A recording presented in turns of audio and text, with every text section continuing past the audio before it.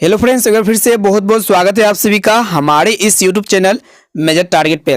तो फ्रेंड्स, आज हम लोग फिर से लेके आए साइंस का चौथा मॉडल पेपर जो आपके मैट्रिक बोर्ड परीक्षा के लिए काफ़ी इंपॉर्टेंट है। अगर आप भी इस बार मैट्रिक बोर्ड परीक्षा देने वाले हैं 2021 में, तो इस वीडियो को आप शुरू से लेकर अंतिम तक ज़रूर देखना। और इसमें जितने भी साइंस के इंपॉर्टेंट ऑब्जेक्टिव प्रश्न को इंक्लूड किए हैं, सारे के सारे प्रश्न आपका एनसीईआरटी पैटर्न और इसके साथ साथ न्यू पैटर्न पर सभी प्रश्न आधारित है। और यह एक आपके लिए स्पेशल वीडियो है जिसे हम लोग मास्टर वीडियो कहेंगे, क्योंकि इस वीडियो में ऐसे ऐसे महत्वपूर्ण प्रश्न को बताएंगे जो आपके प्रीवियस ईयर में बार बार पूछे गए प्रश्न है और आपके आने वाले मैट्रिक बोर्ड परीक्षा के लिए काफ़ी इंपॉर्टेंट है। तो अगर आप भी इस बार मैट्रिक के बोर्ड परीक्षा देने वाले हैं तो इस वीडियो को आप शुरू से लेकर अंतिम तक देख लेते तो आपको साइंस से 90+ मार्क्स से कोई नहीं रोक सकता है। तो उससे पहले हमारे चैनल पर नए हैं तो चैनल को सब्सक्राइब करके बेल आइकन को प्रेस जरूर कर देना। तो जल्दी से वीडियो को लाइक कर दीजिए। तो देखते हैं आज का प्रश्न। आइए देखिए यहाँ पे पहला प्रश्न यहाँ पे क्या कह रहा है कि जिस वस्तु से प्रकाश निकलता है उसे कहा जाता है। तो देखिए, जिस भी वस्तु से प्रकाश निकलता है उसे हम लोग कहते हैं प्रकाश स्रोत। और प्रकाश स्रोत क्या क्या हो सकते हैं? जो बल्ब जलाते हैं हम लोग, इलेक्ट्रिक बल्ब जो घर में यूज करते हैं वो हो गया आपका प्रकाश स्रोत के उदाहरण हो गया। टॉर्च हो गया, लालटन हो गया, ये सब क्या होते हैं? प्रकाश स्रोत के उदाहरण होते हैं। तो यहाँ पे ऑप्शन नंबर ए बिल्कुल सही उत्तर हो जाएगा, प्रकाश स्रोत। अब आइए देखिए यहाँ पे दूसरा प्रश्न यहाँ पे क्या कह रहा है कि खतरे के संकेत का प्रकाश किस रंग का होता है। तो देखिए, खतरे के संकेत का जो प्रकाश होता है या फिर खतरे का जो निशान होता है उसको हमेशा लाल रंग का प्रयोग किया जाता है। इसीलिए क्योंकि लाल रंग का प्रकीर्णन जो होता है ना सबसे कम होता है और इसका तरंगदैर्घ्य का जो मान होता है वो सबसे अधिक होता है। और ये वातावरण और हमारा पर्यावरण में यह सबसे कम फैलता है और ये अत्यधिक जो होता है ना दूरी भी दिखाई देता है। ये मतलब दूर में रहने से लाल रंग क्या होता है? दूर से ही दिखता है। ठीक है, क्यों दिखता है? क्योंकि इसका प्रकीर्णन और तरंगदैर्घ्य जो होता है, प्रकीर्णन कम होता है और तरंगदैर्घ्य का मान जो होता है ना अधिक होता है। और इसीलिए हम लोग जो होता है खतरे के संकेत का जो प्रकाश होता है उसको हम लोग लाल रंग का ही प्रयोग करते हैं।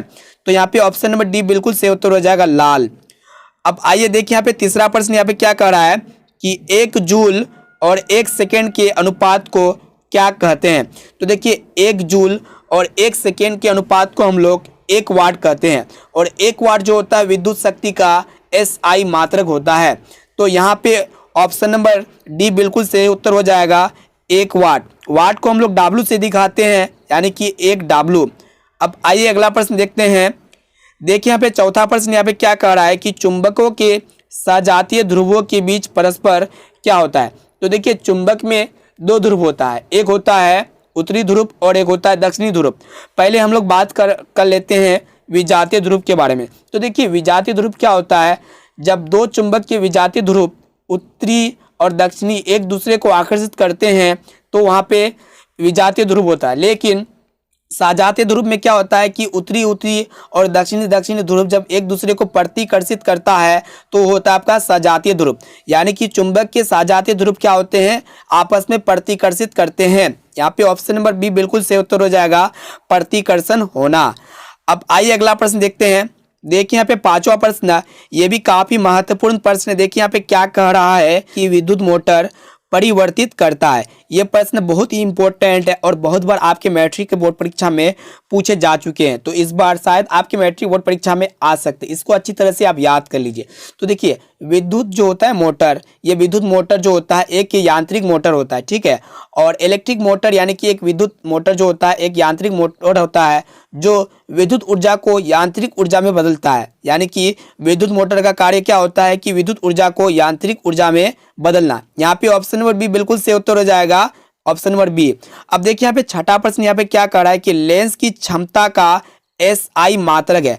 तो देखिए, लेंस की क्षमता का SI मात्रक क्या होता है? तो देखिए, ऑप्शन यहाँ पे हमारा था, ऑप्शन ए में आपका दिया हुआ है सेंटीमीटर, बी में है सेंटीमीटर इनवर्स और सी में आपका दिया हुआ है मीटर इनवर्स और डी में आपका दिया हुआ है मीटर। तो देखिए, आप सभी को पता होगा जो लेंस होता है, लेंस का क्षमता होता है उसका SI मात्रक प्रचलित जो फेमस मात्रक होता है ना वो डायोप्टर होता है। लेकिन इनके अलावा और एक मात्रक होता है और 2 मात्रक होता है। एक होता है आपका मीटर इनवर्स जिसे हम लोग कहते हैं मीटर इनवर्स, या और एक होता है प्रति मीटर। तो इसको अच्छी तरह से याद रखिए। अगर आपके ऑप्शन में डायोप्टर दिया हुआ नहीं रहे या फिर प्रति मीटर दिया हुआ नहीं रहे तो ये आपका 100% सही हो जाएगा, मीटर इनवर्स। तो यहाँ पे ऑप्शन नंबर सी बिल्कुल सही उत्तर हो जाएगा, मीटर इनवर्स। अब आइए देखिए यहाँ पे सातवां प्रश्न यहाँ पे क्या कह रहा है, आकाश का रंग नीला क्यों प्रतीत होता है।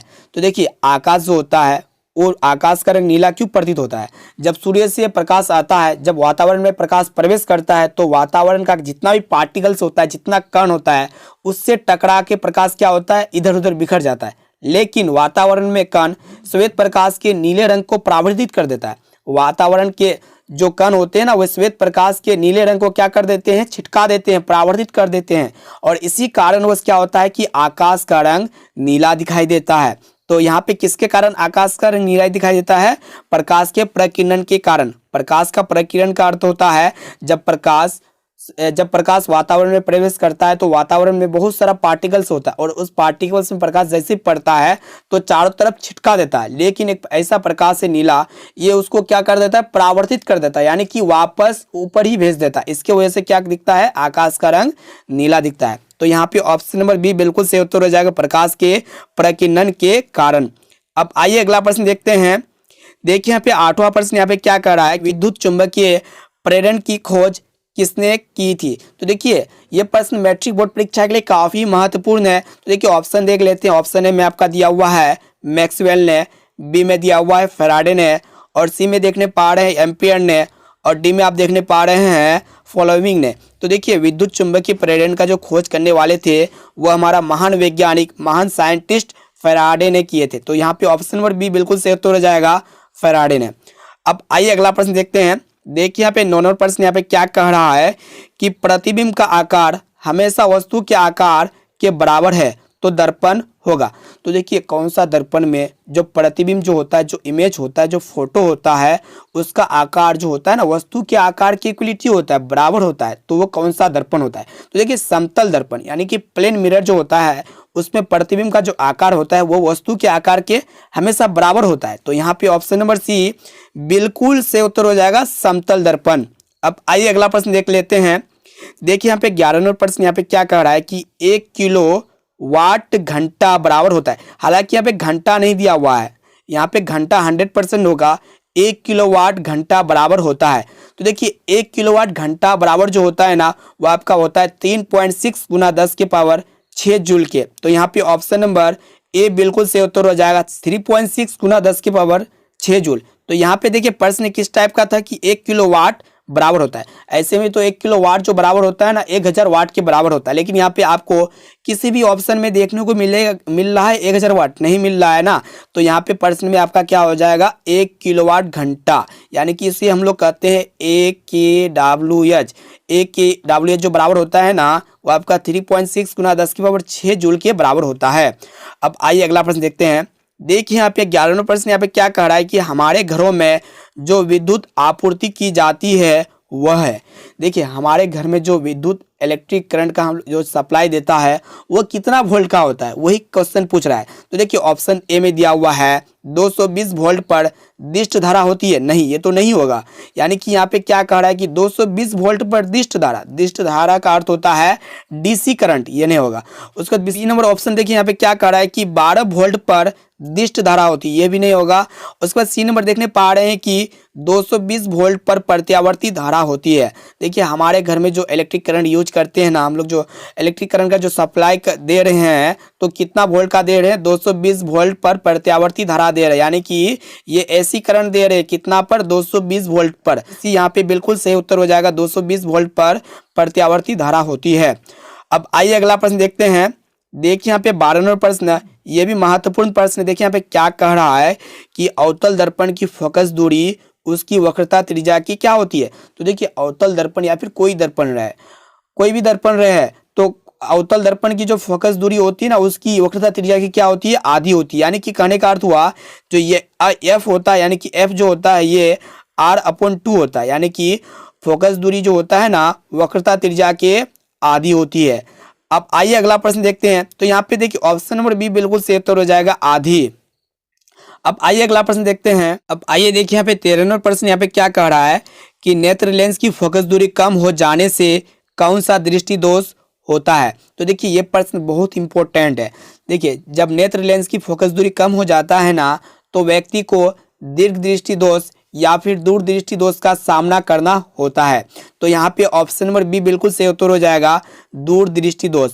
और इस कंडीशन में क्या होता है कि नेत्र गोलक जो होता है ना उसका छोटा हो जाता है, ठीक है, और निकट बिंदु जो होता है वो सामान्य निकट बिंदु जो होता है 25 सेंटीमीटर का वो दूर में हट जाता है। तो यहाँ पे ऑप्शन नंबर बी बिल्कुल सही उत्तर हो जाएगा, दूरदृष्टि दोष। अब आइए अगला प्रश्न देखते हैं। देखिए यहाँ पे 14 नंबर प्रश्न यहाँ पे क्या कह रहा है कि निम्नलिखित में से कौन सा पद विद्युत परिपथ में विद्युत शक्तियां कहा गया है, ठीक है, को निरूपित नहीं करता है। तो देखिए विद्युत शक्ति को कौन निरूपित करता है और कौन नहीं करता है। तो देखिए ऑप्शन ए में आप देखने पा रहे हैं I²R, ये विद्युत शक्ति को निरूपित करता है क्योंकि ये विद्युत शक्ति का फॉर्मूला होता है। और बी में देखिए यहाँ पे क्या है I² ये विद्युत शक्ति को निरूपित नहीं करता है। और यहाँ पे बी नंबर यहाँ पे से हो जाएगा क्योंकि ये नहीं करता है, यहाँ पे क्या कहा गया है नहीं करता। लेकिन सी नंबर में देखने पा रहे हैं VI है, VI मतलब वोल्ट यानी कि विभवांतर गुना धारा। और यहाँ पे डी में आपका दिया हुआ है V² यानी कि विभवांतर का स्क्वायर बटे R का मतलब होता है प्रतिरोध। अब आइए अगला प्रश्न देखते हैं। कह रहा है कि एक साधारण प्रिज्म कितने सतहों से घिरा होता है। तो देखिए एक साधारण प्रिज्म जो होता है ना उसमें टोटल 2 सतह होता है त्रिभुजाकार और 3 सतह होता है चतुर्भुजाकार, यानी कि टोटल यहाँ पे 5 सतह हो जाएगा। यहाँ पे ऑप्शन नंबर सी बिल्कुल सही उत्तर हो जाएगा, सी यानी कि 5। अब आइए देखते हैं 16 नंबर प्रश्न यहाँ पे क्या कह रहा है कि विद्युत बल्ब के फिलामेंट में किस तत्व का उपयोग होता है। तो देखिए विद्युत बल्ब का जो फिलामेंट होता है उसमें किस तत्व का उपयोग किया जाता है, यानी कि विद्युत बल्ब का जो तंतु होता है उसमें कौन सा एलिमेंट का उपयोग किया जाता है। देखिए ऑप्शन ए में आपका दिया हुआ है टंगस्टन, बी में है तांबा और सी में है नाइक्रोम और डी में आप देखने पा रहे हैं जस्ता। तो देखिए आप सभी को बता देते हैं जो विद्युत बल्ब होता है उसमें उसका जो फिलामेंट होता है उस तत्व किस तत्व का उपयोग किया जाता है, टंगस्टन। क्यों किया जाता है, क्योंकि टंगस्टन का जो गलनांक होता है ना वो जो गलता है 31-40 डिग्री सेल्सियस ताप पर ही वो गलता है, ठीक है, और इसीलिए इसका जो है हम लोग टंगस्टन का उपयोग करते हैं विद्युत बल्ब के फिलामेंट में। तो यहाँ पे ऑप्शन नंबर ए बिल्कुल सही उत्तर हो जाएगा, टंगस्टन। अब आइए अगला प्रश्न देखते हैं। देखिए यहाँ पे 17 नंबर प्रश्न यहाँ पे क्या कह रहा है कि अभिनेत्र लेंस फोकस दूरी में परिवर्तन किया जाता है।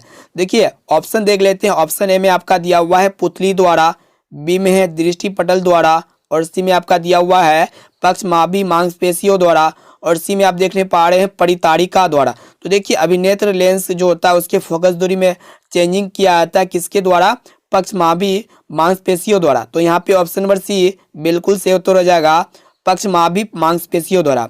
अब आइए अगला प्रश्न देख लेते हैं। देखिए यहाँ पे 18 नंबर प्रश्न यहाँ पे क्या कह रहा है कि सल्फेट अर्धहाइड्रेट या हेमीहाइड्रेट का अन्य नाम है। तो देखिए सल्फेट अर्धहाइड्रेट या फिर हेमीहाइड्रेट का जो अन्य नाम होता है वो आपका प्लास्टर ऑफ पेरिस होता है, ठीक है। तो यहाँ पे ऑप्शन नंबर बी बिल्कुल सही उत्तर हो जाएगा, प्लास्टर ऑफ पेरिस। और आप हमें कमेंट बॉक्स में बताना कि ये प्लास्टर ऑफ पेरिस जो होता है इसका रासायनिक सूत्र क्या होता है। इसका जवाब आप हमें कमेंट बॉक्स में जल्दी से जाइए और बताइए कि प्लास्टर ऑफ पेरिस का इसका रासायनिक सूत्र जो होता है क्या होता है। अब आइए अगला प्रश्न देख लेते हैं। देखिए यहाँ पे 19वां प्रश्न यहाँ पे क्या कर रहा है कि ऑक्सीजन यानी कि O की परमाणु संख्या है। तो देखिए ऑक्सीजन की जो परमाणु संख्या होता है वो आपका 8 होता है। यहाँ पे ऑप्शन नंबर बी बिल्कुल सही उत्तर हो जाएगा, 8। अब आइए देखिए यहाँ पे 20वां प्रश्न यहाँ पे क्या कह रहा है कि 1 pm यानी कि पिकोमीटर कितने मीटर के बराबर होता है। तो देखिए 1 pm यानी कि 1 पिकोमीटर जो बराबर होता है ये आपका 10⁻12 मीटर के बराबर होता है। यहाँ पे ऑप्शन नंबर सी बिल्कुल सही उत्तर हो जाएगा, 10⁻12 मीटर। अब देखिए यहाँ पे 21वां प्रश्न यहाँ पे क्या कह रहा है कि एथेनॉल का क्रियाशील मूलक है। तो देखिए एथेनॉल का जो क्रियाशील मूलक होता है वो आपका सिंगल बॉन्ड OH होता है। यहाँ पे ऑप्शन नंबर ए बिल्कुल सही उत्तर हो जाएगा, सिंगल बॉन्ड OH। अब आइए अगला प्रश्न देखते हैं। देखिए यहाँ पे 22वां प्रश्न यहाँ पे क्या कह रहा है कि किसी अभिक्रिया में भाग लेने वाले पदार्थ कहलाते हैं। तो देखिए किसी भी अभिक्रिया किसी भी प्रतिक्रिया में किसी भी रिएक्शंस में भाग लेने वाला जो पदार्थ होता है वो क्या कहलाता है। देख लेते हो ऑप्शन ए में आपका दिया हुआ है ऑक्सीकारक, बी में दिया हुआ है अवकारक और सी में आप देखने पा रहे अभिकारक और डी में आपका दिया हुआ है प्रतिफलित। तो देखिए किसी भी अभिक्रिया में भाग लेने वाले जो पदार्थ कहलाते हैं वो आपका क्या कहलाते हैं, अभिकारक कहलाते हैं, या फिर इसका अन्य नाम होता है प्रतिकारक। या इस तरह आपका एग्जाम में प्रश्न पूछता है कि किसी अभिक्रिया में भाग लेने वाले जो पदार्थ होते हैं उसके फलस्वरूप जो नया पदार्थ बनता है ना, तो उसको हम लोग कहेंगे प्रतिफलित या फिर प्रोडक्ट। तो यहाँ पे हालांकि क्या कहा गया है कि किसी अभिक्रिया में भाग लेने वाले पदार्थ कहलाते हैं अभिकारक। तो यहाँ पे ऑप्शन नंबर सी बिल्कुल सही उत्तर हो जाएगा, अभिकारक। आइए देखिए यहाँ पे 23वां प्रश्न यहाँ पे क्या कह रहा है कि साधारण नमक का रासायनिक सूत्र क्या है। तो देखिए साधारण नमक जो होता है उसका रासायनिक सूत्र जो होता है NaCl होता है, NaCl यानी कि सोडियम क्लोराइड। यहाँ पे ऑप्शन नंबर बी बिल्कुल सही उत्तर हो जाएगा, NaCl। अब आइए देखिए यहाँ पे 24वां प्रश्न यहाँ पे क्या कह रहा है कि निम्न में से कौन मुख्यतः बायोगैस है। तो देखिए बायोगैस कौन होते हैं, मीथेन जो होते हैं ना, ये बायोगैस होते हैं। और मीथेन का जो सूत्र होता है आणविक सूत्र CH4 होता है। यहाँ पे ऑप्शन नंबर बी बिल्कुल सही उत्तर हो जाएगा, CH4। अब आइए अगला प्रश्न देखते हैं। देखिए यहाँ पे 25वां प्रश्न यहाँ पे क्या कह रहा है, पोटेशियम यानी कि जिसका संकेत होता है के की परमाणु संख्या है। तो देखिए पोटेशियम की परमाणु संख्या कितना होता है। ऑप्शन ए में आपका दिया हुआ है 19, बी में है 20, सी में है 23 और डी में है 35। तो देखिए पोटेशियम की परमाणु संख्या होता है 19। यहाँ पे ऑप्शन नंबर ए बिल्कुल सही उत्तर हो जाएगा, 19। अब देखिए यहाँ पे 26वां प्रश्न यहाँ पे क्या कह रहा है कि निम्न में कौन दुर्बल अम्ल है। तो देखिए यहाँ पे दुर्बल अम्ल को आप सभी को देखना है। ऑप्शन देख लेते। ऑप्शन ए में आपका दिया हुआ है HCl, बी में है HNO3 और सी में है H2SO4 और डी में आपका दिया हुआ है CH3COOH। तो देखिए यहाँ पे दुर्बल अम्ल जो हो जाएगा आपका CH3COOH हो जाएगा। और इसका जो रासायनिक नाम होता है एसिटिक एसिड होता है, CH3COOH। यहाँ पे ऑप्शन नंबर डी बिल्कुल सही उत्तर हो जाएगा। अब देखिए यहाँ पे 27वां प्रश्न यहाँ पे क्या कह रहा है कि कार्बन क्या है। तो देखिए कार्बन एक प्रकार का क्या होता है। ऑप्शन देख लेते हैं। ऑप्शन ए में आपका दिया हुआ है धातु, बी में दिया हुआ है अधातु और सी में आपका दिया हुआ है उपधातु और डी में आप देखने पा रहे इनमें से कोई नहीं। तो देखिए कार्बन क्या होता है, एक प्रकार का अधातु होता है, यानी कि ऑप्शन नंबर बी सही उत्तर हो जाएगा, अधातु। अब आइए अगला प्रश्न देखते हैं। अब आइए देखिए यहाँ पे 28वां प्रश्न यहाँ पे क्या कह रहा है कि कौन सा अधातु विद्युत का सुचालक होते हैं। तो यहाँ पे आप सभी को अधातु पूछ रहा है और इसके साथ साथ इलेक्ट्रिक करंट का गुड कंडक्टर पूछ रहा है, ठीक है। तो विद्युत का जो सबसे अच्छा सुचालक होता है वो आपका ग्रेफाइट होता है। और ग्रेफाइट जो होता है ये एक अधातु होता है और ये विद्युत का सुचालक होता है। और इसके अलावे नल का पानी वो कई तरल पदार्थ वो गैस भी जो होते हैं विद्युत का सुचालक होते हैं। यहाँ पे अधातु हो जाएगा ग्रेफाइट, एक क्या होगा विद्युत का सुचालक हो जाएगा। यहाँ पे ऑप्शन नंबर बी बिल्कुल सही उत्तर हो जाएगा, ग्रेफाइट। अब आइए देखिए यहाँ पे 29वां प्रश्न यहाँ पे क्या कह रहा है कि आवर्त सारणी में कितने वर्ग है। तो देखिए आवर्त सारणी में 18 वर्ग होते हैं और इसमें 18 वर्ग होते हैं, लेकिन 7 क्या होते हैं, आवर्त होते हैं। आधुनिक आवर्त सारणी को आवर्त सारणी का दीर्घ रूप भी कहते हैं, ठीक है। और इसमें 18 वर्ग होते हैं और 7 क्या होते हैं, पीरियड होते हैं। तो यहाँ पे ऑप्शन नंबर डी बिल्कुल सही उत्तर हो जाएगा। आवर्त सारणी में कितने वर्ग होते हैं, 18। ऑप्शन नंबर डी बिल्कुल सही उत्तर हो जाएगा। अब आइए अगला प्रश्न देखते हैं। देखिए यहाँ पे 30वां प्रश्न यहाँ पे क्या कर रहा है कि उदासीन विलयन का पीएच मान क्या होगा। तो देखिए जो विलयन उदासीन होता है उसका पीएच मान जो होता है 7 के बराबर होता है। यहाँ पे ऑप्शन नंबर सी बिल्कुल सही उत्तर हो जाएगा, 7 के बराबर। अब आइए अगला प्रश्न देखते हैं। देखिए यहाँ पे 31वां प्रश्न यहाँ पे क्या कर रहा है कि अभिक्रिया CuO+H2 टेंस टू Cu+H2O में किसका उपचयन होता है। तो देखिए यहाँ पे किसका उपचयन होता है आप सभी को बताना है। ऑप्शन देख ले। तो ऑप्शन ए में आपका दिया हुआ है CuO, बी में है H2 और सी में है Cu और डी में आप देखने पा रहे हैं H2O। तो यहाँ पे हमारा ऑप्शन नंबर बी बिल्कुल सही उत्तर हो जाएगा, H2, यानी कि हाइड्रोजन का इनमें से क्या हो रहा है, उपचयन हो रहा है। ऑप्शन नंबर बी बिल्कुल सही उत्तर है। अब आइए अगला प्रश्न देखते हैं। अब आइए देखिए 32वां प्रश्न यहाँ पे क्या कर रहा है कि सोडियम की संयोजकता क्या है, यानी कि सोडियम का वैलेंसी कितना होता है। तो देखिए सोडियम का जो संयोजकता होता है वो आपका 1 होता है। यहाँ पे ऑप्शन नंबर ए से उत्तर हो जाएगा 1। अब देखिए यहाँ पे 33वां प्रश्न यहाँ पे क्या कर रहा है कि कौन शून्य वर्ग का तत्व है। तो देखिए इनमें से कौन जो होगा शून्य वर्ग का तत्व होगा। देखिए ऑप्शन देख लेते हैं। ऑप्शन ए में आपका दिया हुआ है सी यानी कि कैल्शियम, बी में आपका दिया हुआ है बी आर यानी कि बेरिलियम, और सी में आपका दिया हुआ है एच ई हीलियम, और डी में आप देखने पा रहे हैं एल आई यानी कि लिथियम। तो देखिए इनमें से शून्य वर्ग का तत्व क्या हो जाएगा, हीलियम। ऑप्शन नंबर सी से उत्तर हो जाएगा हीलियम। अब देखिए यहाँ पे 34वां प्रश्न यहाँ पे क्या कह रहा है कि जल दिवस कब मनाया जाता है। तो देखिए जल दिवस जो मनाए जाते हैं 23 मार्च को मनाए जाते हैं। यहाँ पे ऑप्शन नंबर बी बिल्कुल सही उत्तर हो जाएगा 23 मार्च। अब आइए अगला प्रश्न की ओर बढ़ते हैं। देखिए यहाँ पे 35वां प्रश्न है, ये भी काफी महत्वपूर्ण प्रश्न है। देखिए यहाँ पे क्या कह रहा है कि किसी पारिस्थितिक तंत्र में ऊर्जा को ग्रहण करने वाले होते हैं। तो देखिए किसी भी पारिस्थितिक तंत्र में ऊर्जा को ग्रहण करने वाले होते हैं उसको हम लोग क्या कहते हैं, उत्पादक कहते हैं। यहाँ पे ऑप्शन नंबर ए बिल्कुल सही उत्तर हो जाएगा उत्पादक यानी कि प्रोडक्ट। अब आइए अगला प्रश्न देखते हैं। देखिए यहाँ पे 36वां प्रश्न है, ये भी महत्वपूर्ण प्रश्न है। देखिए यहाँ पे क्या कर रहा है कि एडिनोसाइन ट्राइफॉस्फेट ये जो है एटीपी का विस्तार है, यानी कि आप सभी को बताना है कि एटीपी एक प्रकार का क्या है, ऊर्जा का वाहक होते हैं, ऊर्जा का संग्राहक होते हैं और ऊर्जा का सिक्का होते हैं, यानी कि इनमें से सभी बातें होते हैं। यहाँ पे ऑप्शन नंबर डी बिल्कुल सही उत्तर हो जाएगा इनमें सभी।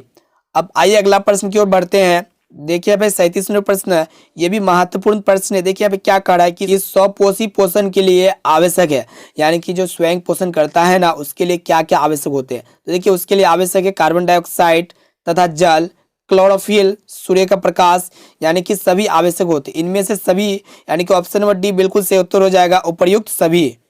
अब आइए देखिए यहाँ पे 38वां प्रश्न है, ये भी महत्वपूर्ण प्रश्न है। देखिए यहाँ पे क्या कह रहा है कि प्रकाश संश्लेषण द्वारा किसकी प्राप्ति होती है। तो देखिए प्रकाश संश्लेषण द्वारा किसकी प्राप्ति होती है। ऑप्शन ए दिया हुआ है वसा का, बी में प्रोटीन का, और सी में ग्लूकोज का, और डी में आपका दिया हुआ है प्रकाश का। तो देखिए प्रकाश संश्लेषण के द्वारा ग्लूकोज का प्राप्ति होती है, यानी कि ऑप्शन नंबर सी बिल्कुल सही उत्तर हो जाएगा ग्लूकोज। और आप हमें कमेंट बॉक्स में बताना है कि ये ग्लूकोज जो है इसका रासायनिक सूत्र क्या होता है। अब आइए अगला प्रश्न देखते हैं। देखिए यहाँ पे 39वां प्रश्न यहाँ पे क्या कह रहा है, ये भी महत्वपूर्ण प्रश्न है कि शुक्राणुओं का मोचन कहाँ होता है, यानी कि शुक्राणु जो है कहाँ पे मिलता है। तो देखिए ऑप्शन ए में आपका दिया हुआ है अधिविर्षण, बी में है शुक्रवाहिका, और सी में है विर्षण, और डी में आप देखने पा रहे हैं शुक्राशय। तो देखिए शुक्राणु का जो मोचन होता है ये आपका शुक्रवाहिका में होता है, यानी कि ऑप्शन नंबर बी बिल्कुल सही उत्तर हो जाएगा शुक्रवाहिका। और आप हमें ये बताना है कि मानव यानी कि मनुष्य में कुल कितने विर्षण होते हैं। कमेंट बॉक्स में इसका जवाब आप बताइए। अब आइए देखिए यहाँ पे 40वां प्रश्न यहाँ पे क्या कह रहा है, ओजोन परत पाया जाता है। तो देखिए ओजोन परत क्या होते हैं, पृथ्वी के सबसे ऊपरी सतह में पाए जाने वाला यह एक परत होता है। और यह परत जो होता है ना ये पृथ्वी के सतह से 10 किलोमीटर से 50 किलोमीटर के बीच ये परत बना होता है, ठीक है। और ये ओजोन परत जो होते हैं ना, जो सूर्य प्रकाश से जो अल्ट्रावायलेट रे होते हैं उसको आने से, पृथ्वी से आने से रोकता है। और ये रे जो होते हैं ये हमारे लिए बहुत ही हानिकारक होते हैं। तो यहाँ पे ओजोन परत कहाँ पे पाया जाता है, वायुमंडल के ऊपरी सतह में। अब आइए अगला प्रश्न देखते हैं। अब देखिए यहाँ पे 41वां प्रश्न यहाँ पे क्या कह रहा है कि आनुवांशिक गुणों का सदस्य होता है। तो देखिए कौन जो है आनुवांशिक गुणों का सदस्य होता है। ऑप्शन देख लेते हैं। ऑप्शन ए में आपका दिया हुआ है डीएनए अणुओं में, बी में है जीव द्रव्य में, और सी में है तंत्रिका में, और डी में आप देखने पा रहे हैं मस्तिष्क में।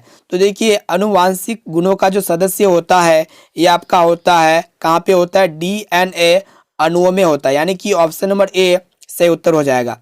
अब देखते हैं यहाँ पे 42वां प्रश्न, ये भी महत्वपूर्ण प्रश्न है। देखिए यहाँ पे क्या कर रहा है कि एक नर हार्मोन है, यहाँ पे आपको सभी हार्मोन दिया हुआ है, इन हार्मोन में से आपको नर हार्मोन को पहचानना है। तो देखिए ऑप्शन ए में आपका दिया हुआ है एड्रीनलिन, बी में है थायरोक्सिन, और सी में आपका दिया हुआ है एस्ट्रोजन, और डी में आप देखने पा रहे हैं टेस्टोस्टेरोन। तो देखिए ये टेस्टोस्टेरोन जो होते हैं ना ये एक प्रकार का एक सेक्स नर हार्मोन होता है, यानी कि ऑप्शन नंबर डी बिल्कुल सही उत्तर हो जाएगा टेस्टोस्टेरोन। अब आइए अगला प्रश्न देखते हैं।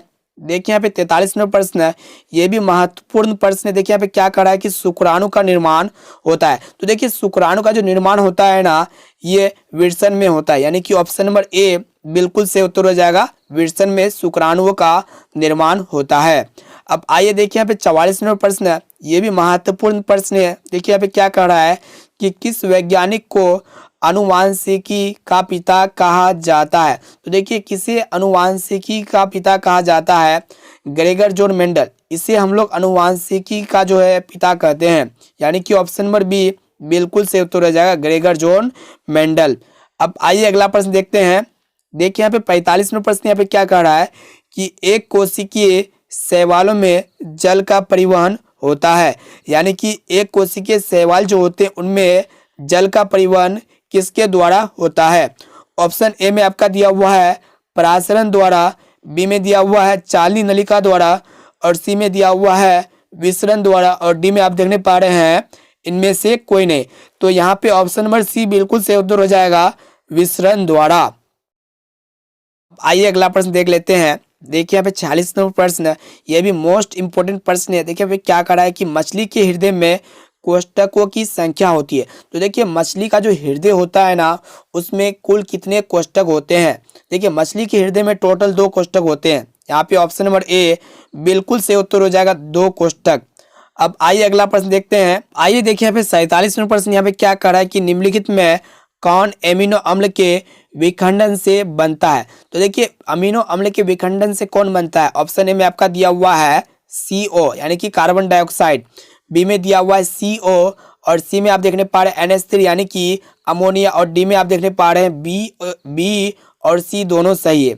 तो यहाँ पे ऑप्शन नंबर बी और सी दोनों सही हो जाएगा, यानी कि ऑप्शन नंबर डी बिल्कुल सही उत्तर हो जाएगा, बी और सी दोनों सही है। अब आइए देखते हैं अगला और अंतिम प्रश्न। देखिए यहाँ पे क्या कह रहा है कि लिंग गुणसूत्र का पूर्ण जोड़ा पाया जाता है, यानी कि किस में जो है लिंग गुणसूत्र का पूरा जोड़ा पाया जाता है? ऑप्शन ए में आपका दिया हुआ है पुरुषों में, बी में है स्त्री में, और सी में है पुरुष और स्त्री दोनों में, और डी में आपका दिया हुआ है किसी में नहीं। तो देखिए लिंग गुणसूत्र का जो पूरा जोड़ा पाया जाता है, यानी कि पूर्ण जोड़ा जो पाया जाता है वो आपका स्त्री में पाया जाता है, यानी कि फीमेल में पाया जाता है। यहाँ पे ऑप्शन नंबर बी बिल्कुल सही उत्तर हो जाएगा, स्त्री में।